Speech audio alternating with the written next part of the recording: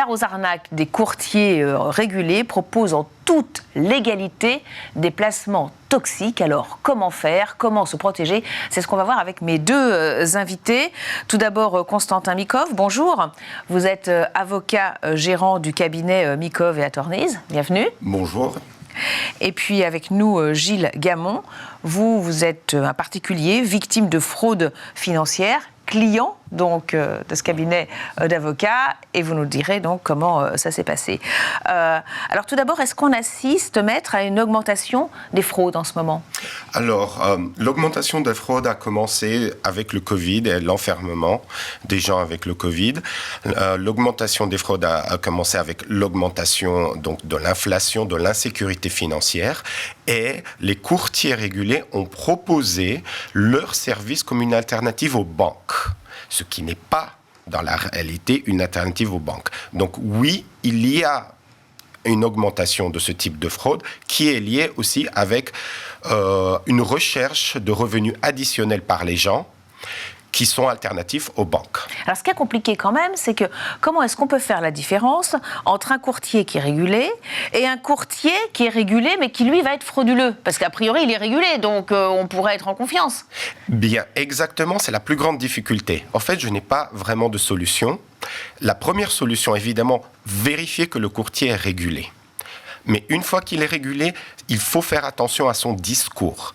Si son discours est assez agressif, si les promesses de gains sont beaucoup trop belles pour être vraies, et que le courtier tout le temps vous pousse à investir, dans ce cas-là, vous devez vous poser la question.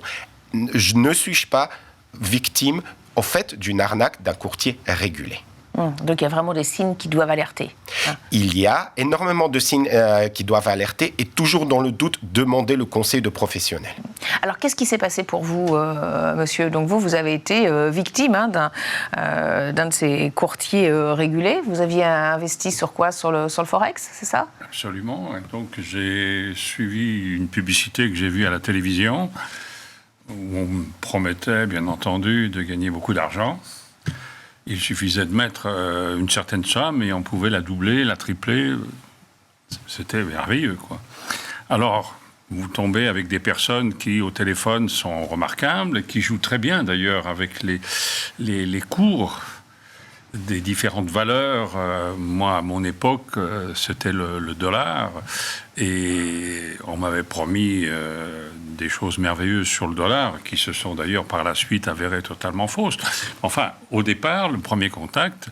oui, vous avez l'impression d'avoir un professionnel... Voilà, vous annonce, vous allez gagner de l'argent, vous faites confiance à des gens qui sont remarquables au téléphone, qui parlent très bien, qui sont sympathiques, agréables. On va vous aider, vous inquiétez pas, c'est vous qui actionnez, mais c'est nous qui sommes derrière, qui pouvons vérifier, voir, vous conseiller, bien entendu. C'est surtout le conseil. Et à quel moment vous vous êtes aperçu, vous vous êtes dit, oula, il y a quelque chose, il y a anguille sous roche, là, je suis en train de me faire avoir? Ces gens-là sont remarquables parce que, bien sûr, ils vous incitent. Il y a une incitation, il y a une relation personnelle qui fait qu'on vous demande toujours plus, toujours plus. Vous mettez 100 €, il faut remettre 100 €. Vous mettez 200, il faut remettre 200. Et puis après, vous atteignez une somme. Bien sûr, tout n'est pas si positif. Hein. Ça monte, ça descend, ça monte, ça descend. On gagne, on perd, mais pourquoi pas? Et finalement, on se rend compte, à un moment ou à un autre, que la mise étant excessive et les gains étant tout à fait relatifs. Malheureusement, après, c'est trop tard. Vous êtes dans un engrenage. Et c'est là que vous êtes intervenu. Alors, comment est-ce que vous avez aidé, monsieur? Alors, d'abord, j'ai informé mon client qu'il est victime d'un piège parce que le courtier lui-même, en général, n'a pas le droit de donner des conseils en investissement. Parce que le courtier est basé sur le business model market making. Les pertes de leurs clients sont leurs gains. Et donc, ils ont un intérêt, grosso modo, à faire perdre le client, à le faire investir plus. Et surtout, ils n'ont pas le droit de donner d'informations trompeuses, qu'ils le font au téléphone en se cachant, évidemment, derrière le site web. Sur le site web du courtier, vous n'allez jamais voir une information trompeuse, mais au téléphone, dans un contact direct, dans un contact amical parfois qu'il crée, il donne des informations trompeuses.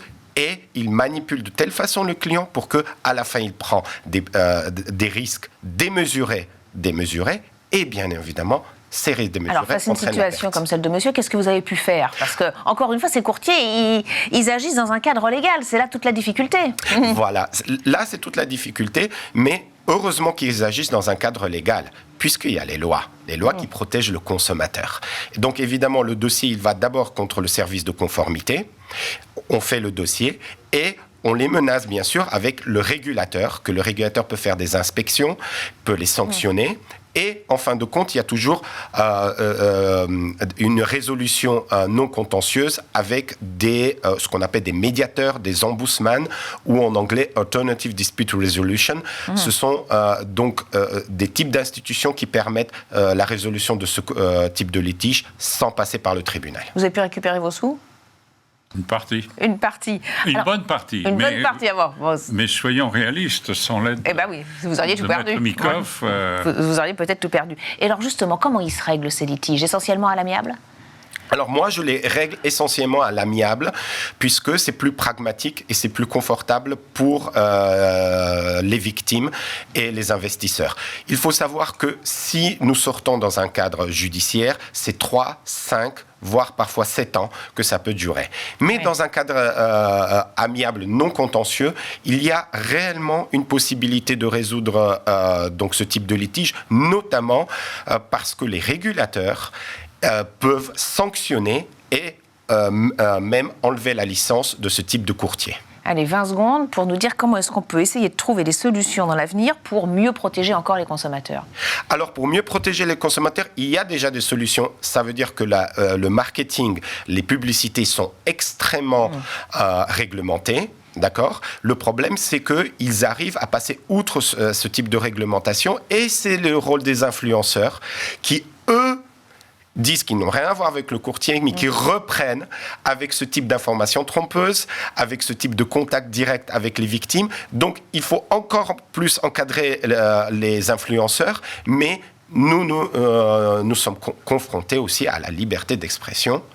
Et le contrôle est extrêmement difficile par les autorités. Ouais. Merci pour votre témoignage, merci pour vos conseils. En tout cas, merci à tous les deux d'être venus dans Smart Leaders. Nous aussi, on vous remercie.